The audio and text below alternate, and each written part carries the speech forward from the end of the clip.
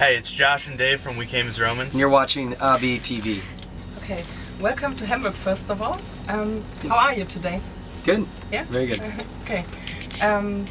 It's great to have you back here. Is this the first tour after the Christmas holidays for you?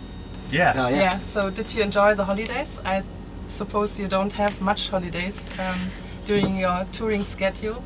Yeah, it was really nice to be home. Yeah. Definitely. Yeah, it was awesome. Was a longer break. Yeah, we had like 3 weeks off, which is the most off time that we've had as like a whole band in like a year, over a year I think. Mm-hmm. And so that was really nice. Okay. Really enjoyed that.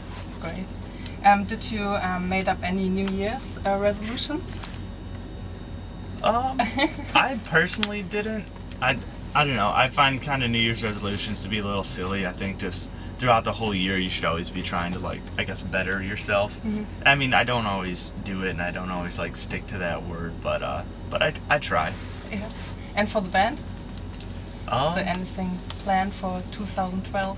Something special? Just trying to go to as many different countries and continents as possible. I think trying to take it, I guess, as internationally far as we can. Mm-hmm. Right. So how is this tour going so far with Alsana, I Wrestled the Bear once, and Glamour of the Kill? It's been really good. Yeah. All the shows have been fun, and everyone gets along pretty well. Mm-hmm. So it's been a good time. Did you know the other bands before? Alsana, yeah. Yeah. But we just met Glamour the Kill, and I Wrestled the Bear once this tour, and all very awesome people. Okay, great. Did you do you share a bus with one of the other bands, or is Yeah, it just... us, Alsana, and I Wrestled the Bear once are on the bus. Oh, okay. And then Glamour the Kill just drives a Sprinter van. Mm-hmm. Yeah. Do you like Europe in general? Do you feel comfortable here? I think this is our third time being here, so like the first time, I think it was a little bit overwhelming, and I think a lot of us were concerned about like getting lost if we went out and stuff. But after coming back, it's nice because a lot of the venues we'll play are the same. Some of the areas we've been to are the same, so we can kind of go out and adventure a little, you know, see things, and kind of be, you know, more confident that we're not going to get lost or left in Europe or anything like that. Yeah. And which is your favorite European country so far? Switzerland. Switzerland? Yeah. Really? Yeah, I went snowboarding there Great. when we were there, and it was just awesome. All the lakes and mountains, and it was the best snow ever, and it was just a really good day. You don't have much snow in Michigan? Not this year. Normally, yes, but this year's been very bad for snow. No, for us too. We didn't have any snow so far. It's very weird. Yeah. Very strange winter. Yeah. So let's go back to the beginning of your career. Where did you all meet, and when did you form the band? It was in 2005. Originally, we had all kind of gone to the same high school, and I was actually the last member added to the band. Dave and our previous vocalist and drummer and bass player were all in the band, and I was playing in like church band with the first bass player, and he was like, "Hey, I have like band practice tomorrow. This new band I'm starting. You should come out and try out." And I thought that was like the coolest thing ever. So I went out, and they were like, "Oh yeah, you're good enough to be in our band," which wasn't very good at all, actually. None of us were very good. I was very terrible at guitar, and us as a band were really bad as well. He could play a power chord. But from that point, we just kind of kept moving forward, played a lot of local shows, went through a ton of member changes, really figured out what we wanted to do with the band, really figured out that you know, what we needed to do in order to achieve those goals that we set. And I mean, it's an ongoing process. We're still figuring out all of I guess all the things we need to do to keep making progress and keep achieving the goals that we set for ourselves. Was this band this emergency? Or Yeah. Unfortunately, yes. Okay. That is what that band was called. Okay. Why did you change the name to We Came as Romans later? It was almost a completely different band at the time that we changed names, and the writing style changed because our old drummer was the primary writer at the time, and then Josh took over the majority of the writing, so the sound changed. Like a lot of the music changed. Like, I don't know. Everything Yeah. kind of became like really different than This Emergency was. So we didn't feel comfortable, keeping the same name if it was a almost completely different band. Yeah, and I mean, honestly, it didn't really matter because we were really small and still Yeah. really bad. But I mean, we thought that it was like a really important statement to make, and we thought that the new name was like way cooler too. And so, I mean, once we kind of started moving forward with the band and started touring and stuff, it was kind of, too late to like change it or anything. So we just kind of stuck with it, and it's done well for us so far. Yeah, and how did you come up with the name We Came as Romans? I haven't read about it yet. Honestly, Our we old just vocalists thought did, it sounded and- cool. Oh, Yeah. okay. And they thought it sounded cool. Yeah, I mean, I'm 22 now, and I was 17 at the time. Like, we were all like high school kids, so Yeah. I mean, we didn't really have many aspirations or goals for the band We didn't apart think from sounding cool and playing a local show every weekend. we never thought that we'd get far enough where people would be concerned about what our band name meant. Yeah, So we didn't really think that one through very well. yeah. As you formed the band in high school there are always cliques. To which kind of group did you personally belong? To the sporty kids, the cool kids, the nerds, or the punks, or I always played hockey through high school, ice hockey, so I was involved with a lot of the jocks and people that played sports. Yeah, okay. Yeah, I was actually in marching band the 2 years prior to joining the band, and so I was always with like the band kids, which of course is not the greatest reputation as stereotypically put on it. But I think when we started the band, we kind of created like our own little clique within the school, because that was really, at least in our local scene, when the whole like heavier music started really getting popular, and people started wearing tighter jeans and like belts with studs on it and like all that sort of stuff, is really like when that kind of started at our school. And so like, as funny as it sounds, like we kind of like started that whole little clique at our high school. And like, I remember our like original lineup of the band, they like put on like the school newspaper on like the front page, because they thought that like we dressed so weird and stuff, because it was really like a really new thing at least where we lived. And we did dress very weird at the time. Yeah. And people were copying your style?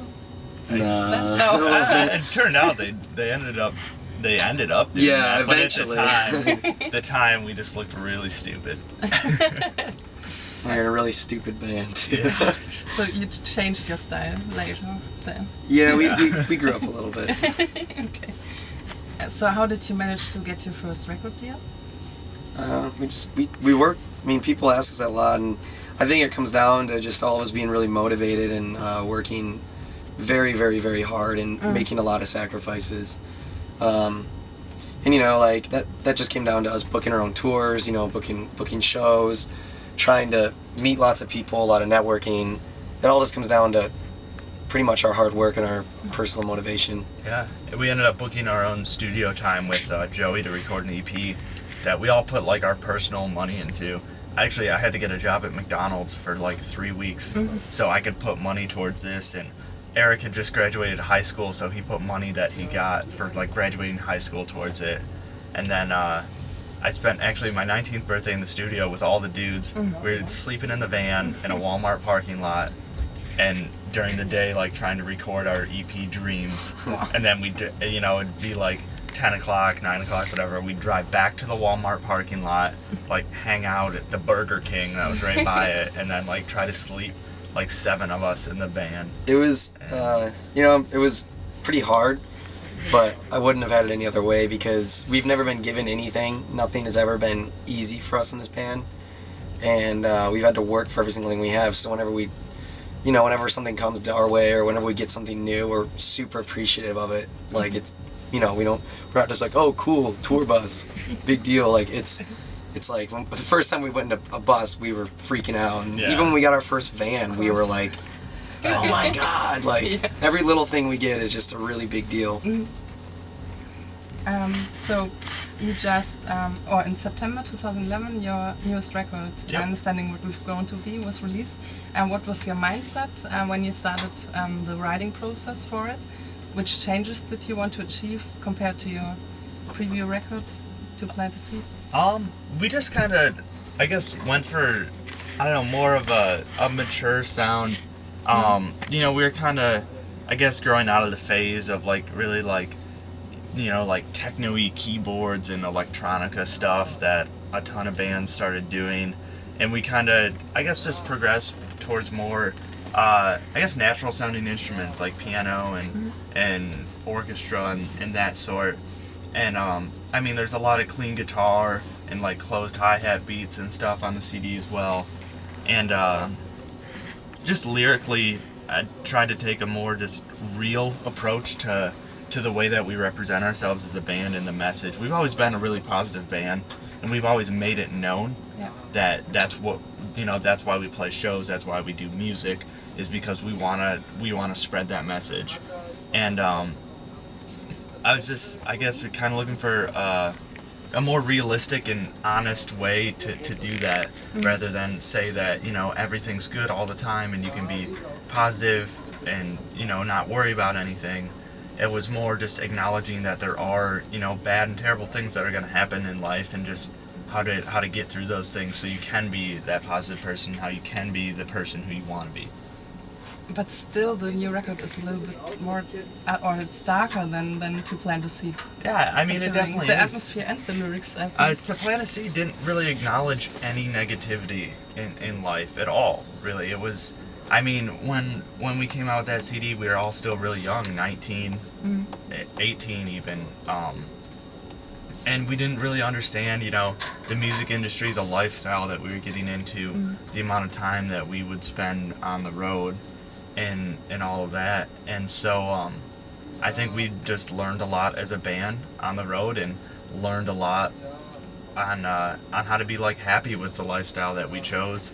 And I mean, it isn't all positive, it isn't all just happy all the time. And I feel like we would just be lying to our fans if we acted like it was, and if we said that it was.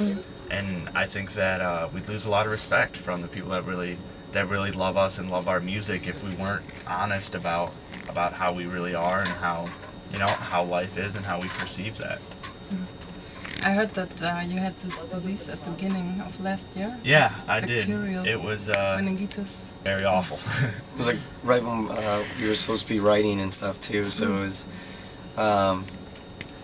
It happened at the probably least ideal time possible. I would definitely say the least ideal time that it possibly could have. It was right at the start of a headliner tour for us. That was a really important headlining tour. It was the first really bigger tour that we had ever done. It was our first tour that we weren't riding 10 people in a van. We were in this kind of RV thing called a bandwagon. It was cool. It just broke down every 14 miles. But which is why we don't use them. Yeah. But and I got really sick, ended up going to the hospital. They had to continue the tour without During me. the tour? Yeah. Wow. And because if they hadn't continued the tour would have been canceled, and that's 6 bands that had planned out their whole month that just got ruined. And so we definitely didn't want that to happen. The dudes were able to continue on without me, go through the tour. I actually was able to fly out for the last week of the tour. I missed about 4 weeks of it, and that was right at the time where we were right after that tour. 3 days after that tour, we went into the studio to start the new CD. And so I remember being on the phone with Andy and Kyle, and I was like, okay, I left this CD of demos in my bunk at this place, and they had to find it and start listening to it and kind of figuring out just ideas and things and directions that we wanted to go as well. And it was really tough, but good things came out of it. I ended up writing 2 songs when I was at home. Which are these? It's the 3rd track and the 5th track on the CD. I thought it was the last track.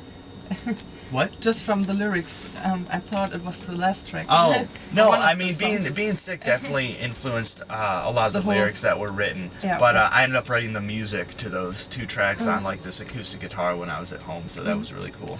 Yeah. So, do you know the movie Pay It Forward? I do. Because this movie reminds me of this positive message you want to put across the world. Yeah, I really like that Yeah. movie. I think it's a really good movie. Yeah, it is. I've never seen it, but I know the idea behind it.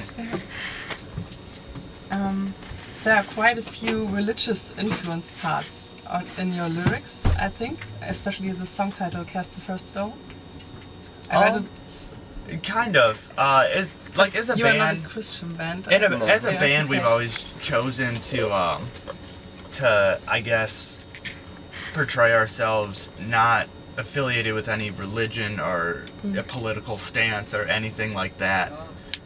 There are, we all do have our personal beliefs as members of the band. Personal thing, we just get compared to that a lot.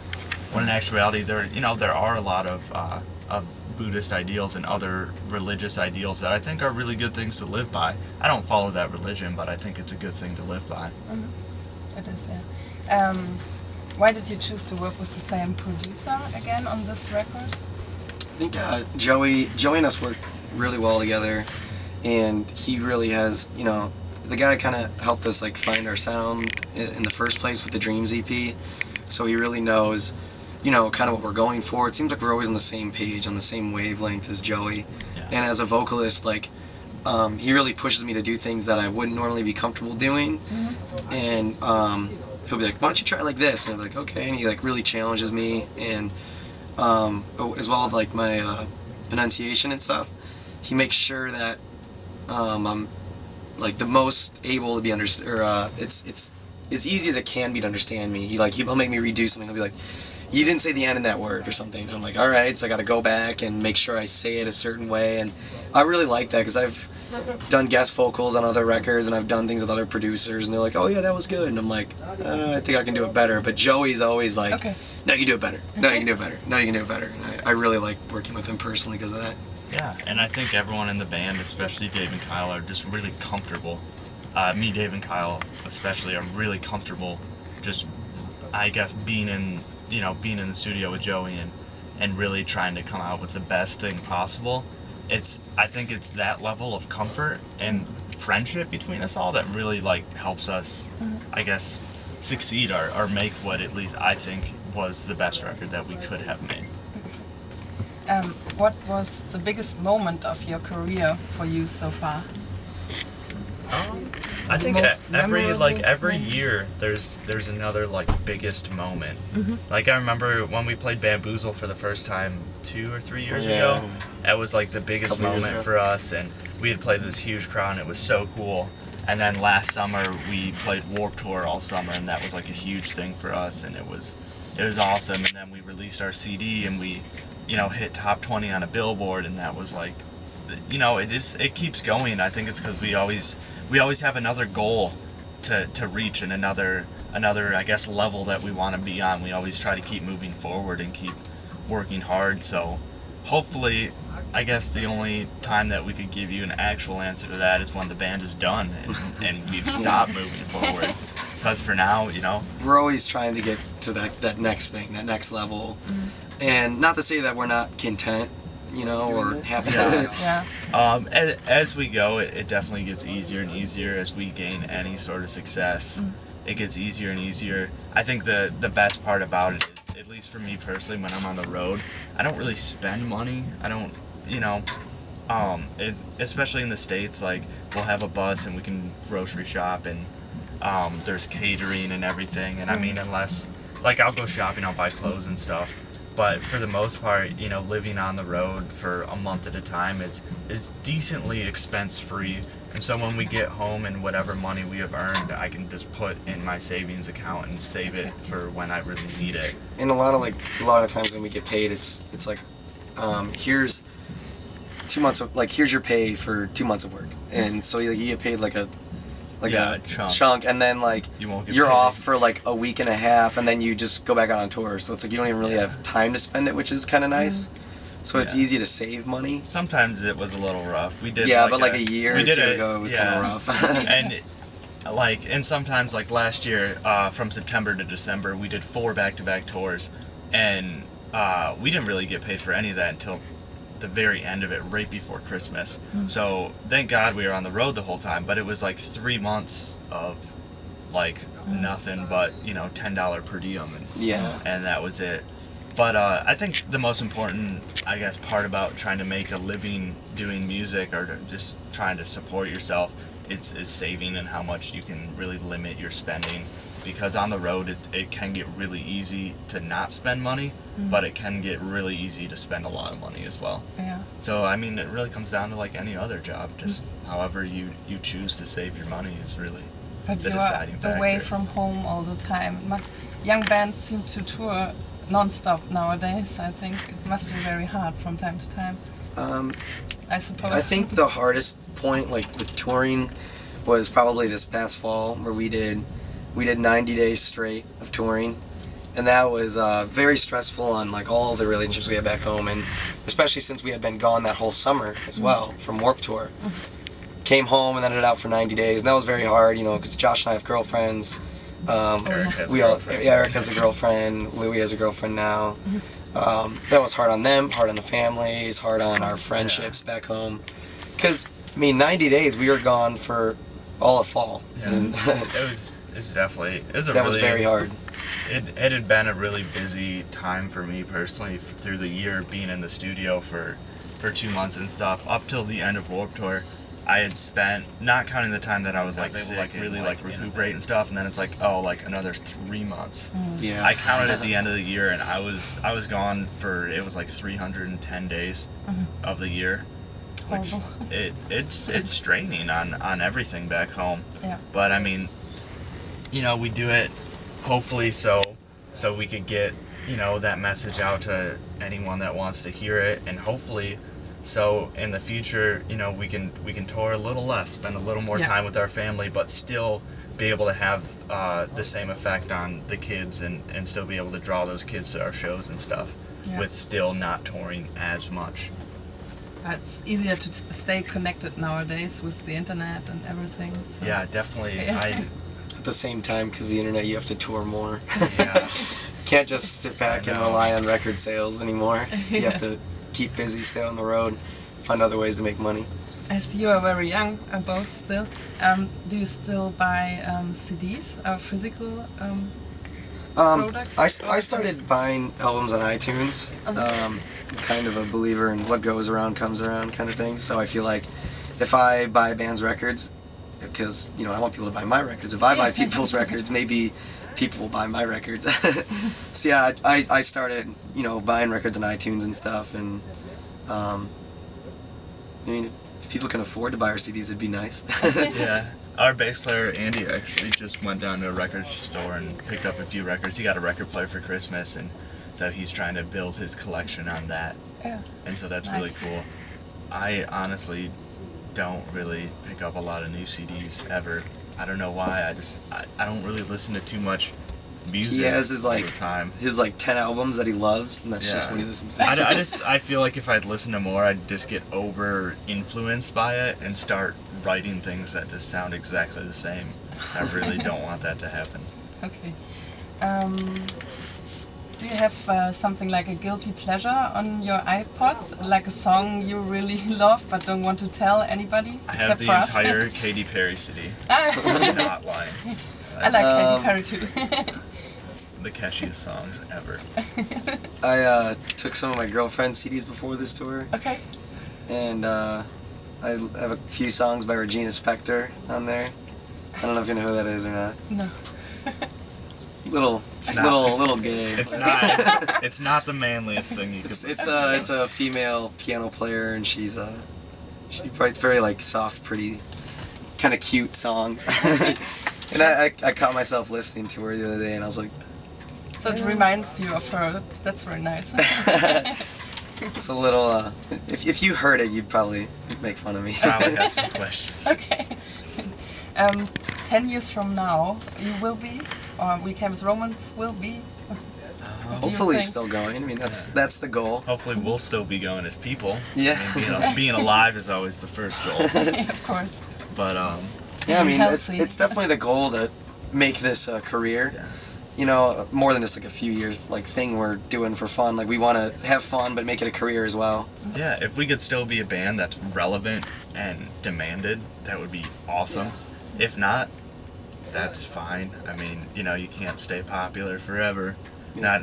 We're not even Probably that go back popular to now. that and finish up my Oh, degree nice. and I don't know what see I where would it do. goes from there. What have you done before the band? Just Pretty much just the band. After I graduated high school, my first year of college, we were just waiting for Eric to get out of high school because he's a year younger than us. So I actually had pretty much a full ride to this university, so I just kind of went and didn't do anything because I wasn't paying for it and I knew I wasn't going back. And because I wasn't going back, I would have lost that scholarship anyways. So there was, at that point, no point. Andy and we just kind of went to school for that year because it really would have upset our parents if we didn't. And so we just kind of went to school and didn't really do a whole lot of actually going to school. We just kind of lived there and hung out. And yeah, so I mean, I'd probably do something still working in the industry. I mean, we've met so many people thus far. I can only imagine the amount of people that we will have met by the time this band's done. And so, you know, I would probably do something with the industry, something that I know well enough, and I think it'd be fun. you have a new record deal in Germany with Nuclear Blast, I think. Yeah.